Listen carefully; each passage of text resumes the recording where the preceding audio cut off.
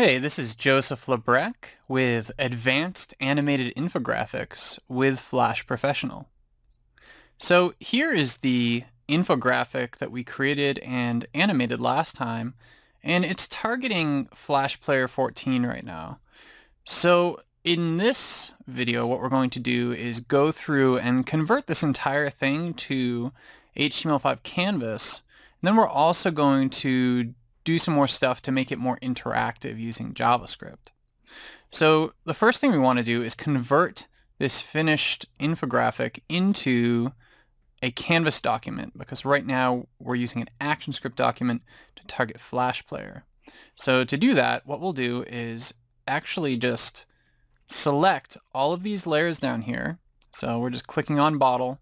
With that selected, we hit Shift and clicked on the bottom layer text, and then simply right-click and choose Copy Layers. So now that we've copied our layers, we can go File, New, and here we can choose an HTML5 Canvas document type. And you know what? To make this easier for us, what we can do, see right here we're selecting the frame, but if we actually go and select the document, we've got our stage size here and our stage color. Then we can easily transfer that into the Canvas document. So again, File, New, and HTML5 Canvas. For background color, we'll use the color dropper to choose that. And for width, we'll just copy these values, so 400 and 2600. And we'll hit OK. All right, so there's our Canvas stage that is completely set up. And working with Canvas inside of Flash Professional is pretty much exactly the same as working with a Flash-based stage in Flash Professional. You have all the same tweening tools and layering and timeline options, properties inspector, everything you're used to. The only thing is certain things are grayed out here, disabled, like the 3D rotation tool. So there are advanced things that you need to use an ActionScript document to create. But now that I've copied the layers and I've created a new Canvas document, all I need to do is right-click in the timeline and choose Paste Layers. And you'll see what happens is our layers get pasted in, although you can tell the font looks all goofy, right? And the reason because of that is that Canvas doesn't really handle text nearly as well as Flash Player does. But we can fix that. We also have a number of other things that Flash Pro tells us is an issue with the Canvas document. So one is that we're using blend mode of multiply in a number of different areas. That's just not going to work. It's converted that into blend mode of normal for us. And then some additional things in terms of line wrapping and selectable and static text and so forth. So things have been completely changed to dynamic text, and things are disabled here and there. Okay. So that's not that great. What are we going to do to fix this text? Well, the first thing we can do is actually just Control-Z a couple times to remove all those layers we just pasted in. Let's go back to our ActionScript FLA, and we'll select all of our text. So all of our text is on this text layer, so now it's all selected. And if we scroll down, we can see that it's just the text that's selected. And what we'll do is we can right-click on any of the text, and we'll choose Break Apart. You'll notice it breaks everything apart to individual characters. Okay, that's not what we want either. So let's do that one more time. So right-click, and we'll choose Break Apart. You can also use, on a Windows machine, Control-B for this, and you'll notice Flash will take a moment to actually perform this action, because it has to convert all of this text to individual glyphs. So there we are. So now everything is basically an outline. So we've converted everything to outlines. It's no longer actual text. So now again, we can choose Bottle to Text, right-click, Copy Layers, then going over to Canvas, right-click, Paste Layers, and there we go. Now we've got our correct fonts because they're not really fonts anymore. It's all just outlines now. So that's great. And at this point we can actually test in the browser to see what happens. So let's go to Control, and we'll say Test Movie in Browser. So this will export everything for us and open it up inside the browser. And you'll notice that things look okay, except my goodness, everything is crawling in terms of the animation, right? We can see here that blend mode of multiply isn't working any longer, but it's just really sluggish. So there are some definite things we can do to optimize things for Canvas. So remember that we created outlines of all our text. That, of course, is going to, that's a lot of data for Canvas to process. So let's select our text layer again. So that frame right there, it'll highlight all of our text.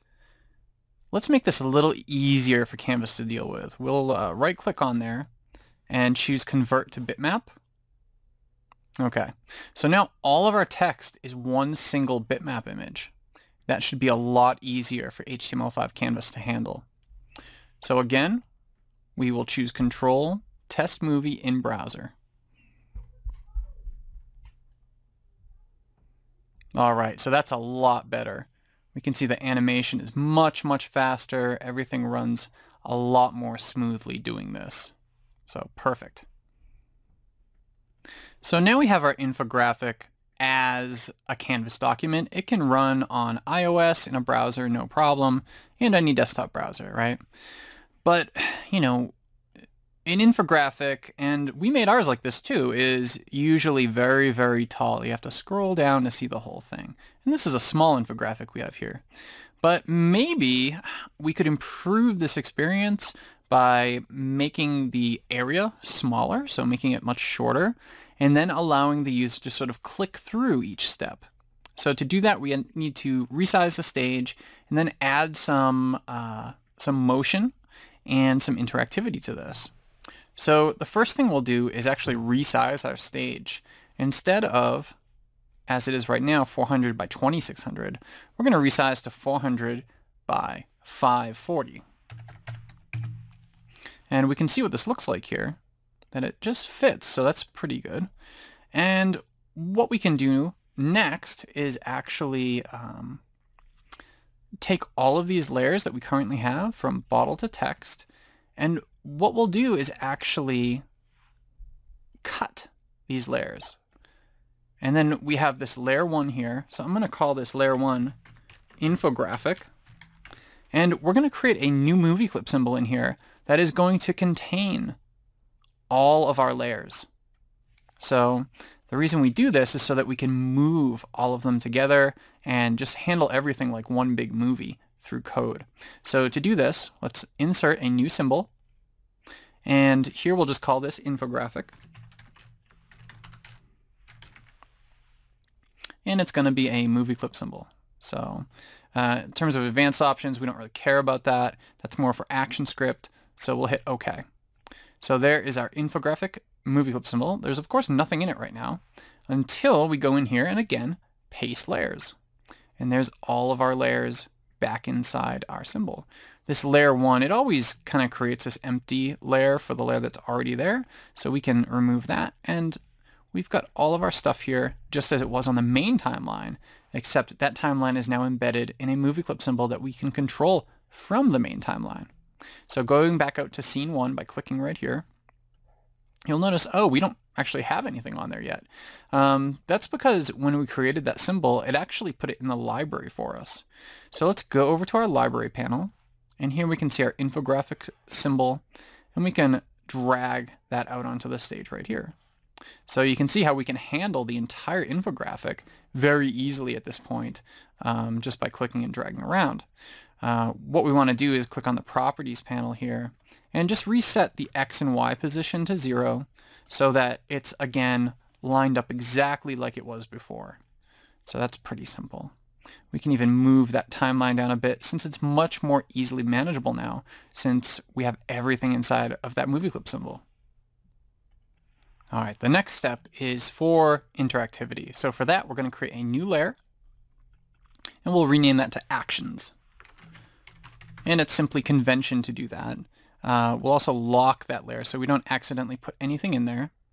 And let's scroll over to about 120 frames, and we'll go up, selecting those 2 frames on each layer, and choose Insert Timeline Frame. So that extends all of our frames out to 120 frames, all of our layers rather, across the timeline. And what we're going to do now is actually create a motion tween on this giant infographic we created. So just right-click on the infographic frames there and choose Create Motion Tween.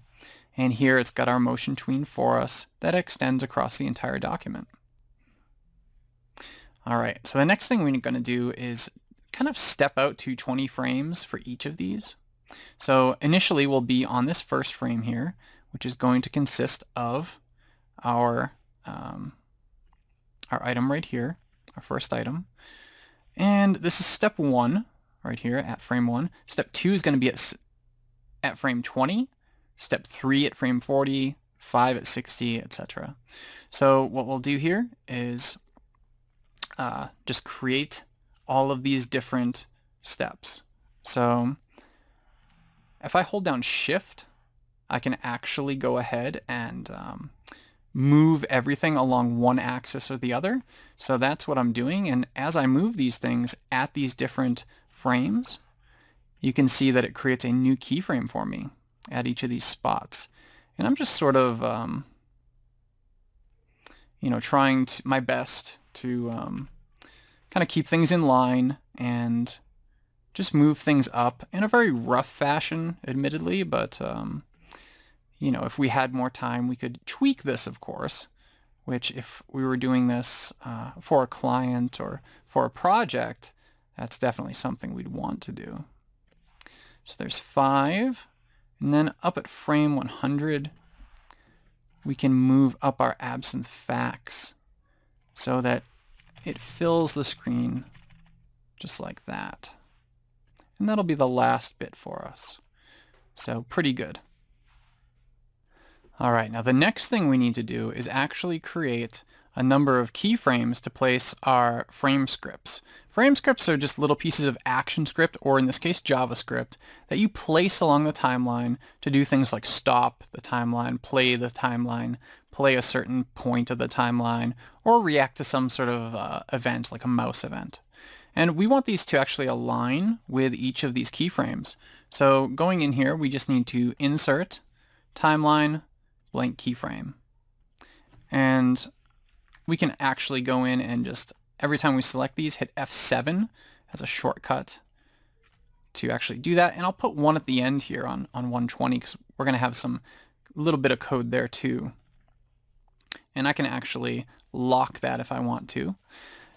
So now to actually insert code here, we need to open up our Actions panel. So to do that, we'll go Window and choose Actions. So here's our little Actions panel here. And for each of these, we want to basically stop the timeline at all of these different points. In JavaScript, it's very easy to do. It's actually exactly like you do it in ActionScript. And that is to say this dot stop. What this basically says is, hey, Flash, I want you to stop the timeline when the playhead hits right here. So it's basically telling it, don't even play. Going over to 20, same thing. And we'll just paste in this dot stop on every one of these little keyframes that we have here. And you'll notice every time I do this that there's a little A attributed to this keyframe, and that lets us know that there's some actions, whether it's ActionScript or JavaScript, on that keyframe. Of course, if you're doing stuff in an ActionScript document, you'll use ActionScript. If you're doing something in HTML5 Canvas or WebGL, you use JavaScript. So for this last one here, I actually want to do something a little bit different. And that is when it hits this last frame, I want it to go back to the beginning. So for that, I'll say this dot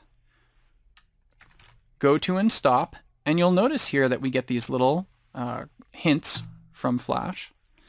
And here it wants us to input either a frame number or a label. We're not using labels, so we'll just use the frame of 0. So this is one difference between ActionScript and JavaScript, is that if you're using ActionScript, you would say this.goToInStop1 to go to the first frame.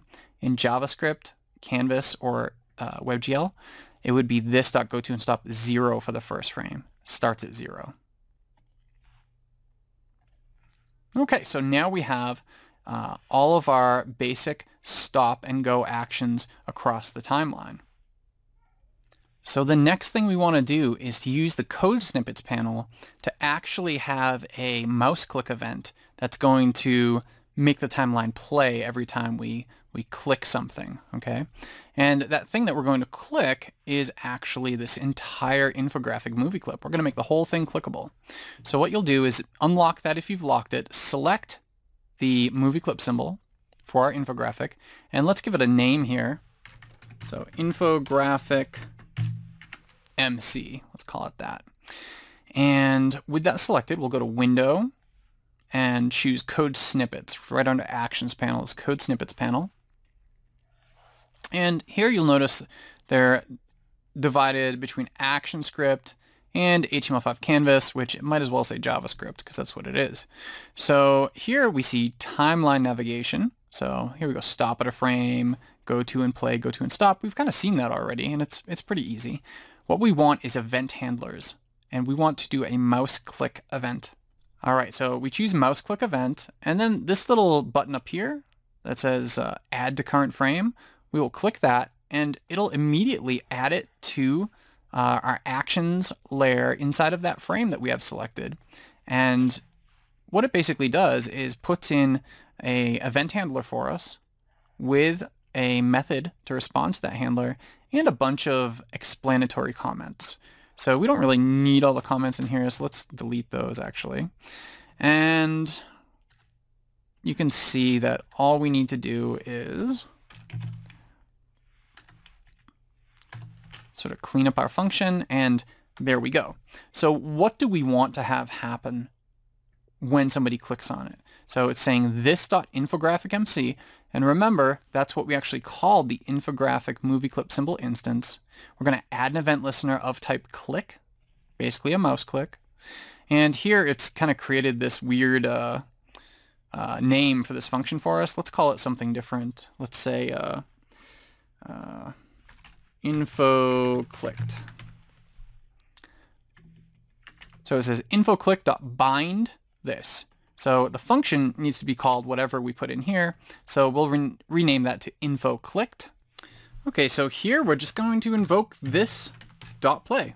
So just like we had this dot stop anywhere else on any of these frames, this dot play is going to play that timeline from anywhere we are. So if we're stopped here and we say this dot play, we're going to go and play till we hit here. If we're here, we click on the movie clip, it says this dot play, it's going to move on, so forth and so on. All right, so let's choose to test this. So we'll do Control Test Movie in Browser. And this will open it up in Chrome for me. All right, so preparing a glass of absinthe. Every time I click, it's going to go to the next. Now, sometimes you'll notice some errors inside of Chrome. So restrictions on reading Canvas pixel data with cross-domain images and blah, blah, blah. Chrome has a very difficult security sandbox to deal with. So if I'm doing any sort of interactivity, instead of using Chrome, I go to File, Publish, which publishes it for me, but it doesn't open it up in the browser. Then I can open it up in Firefox and refresh it. And at that point, for whatever reason, Firefox doesn't have the same kind of restrictions that Chrome does, and we can go through the whole thing. And then I click there. So there we are. Back to the beginning. Okay, so we know all our code is working. So the only other thing that we could do if we wanted to was to mask out the rest of this stuff. So you'll notice as we hit each of these things, there's like extra data here. So let's go ahead and I'm not going to go down to 50%, but maybe like 80%. So I can see everything in on my stage. And I'm going to create a new layer and I'll name it mask. We're going to mask out the rest of that stuff. So I'll right click on my mask layer and choose mask.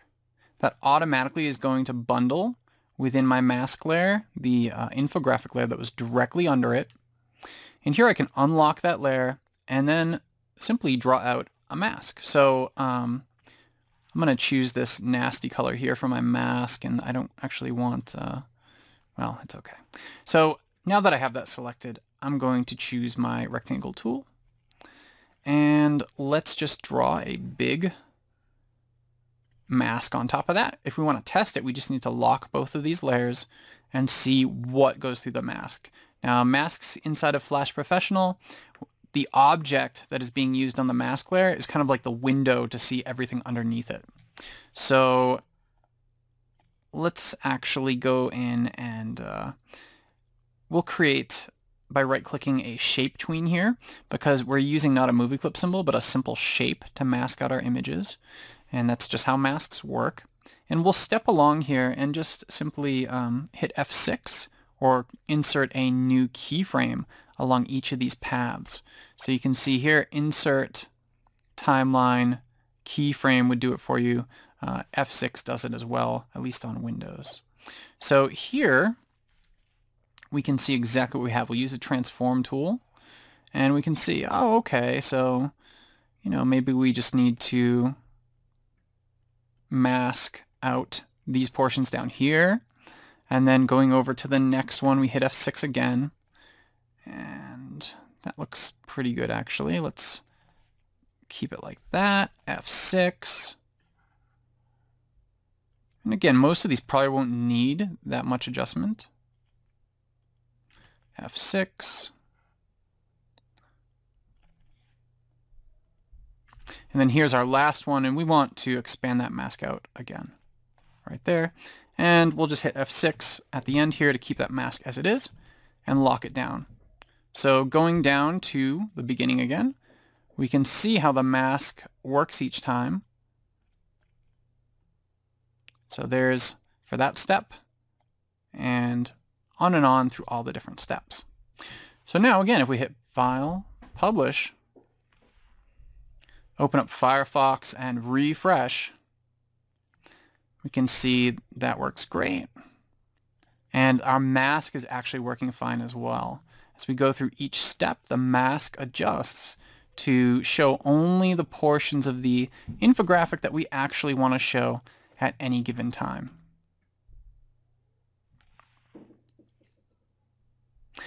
So some additional things that you can do is actually go through and on any of these items, and this is just a side note, you don't have to do this. If you want to access the motion editor for any of the motion tweens we have, and it only works on motion tweens, just double click on the tween itself and you get this awesome little graph here, and you can add different eases to everything and sort of plot points around and choose different properties and so forth. So definitely look into that to do more sorts of easing and customization on your infographic.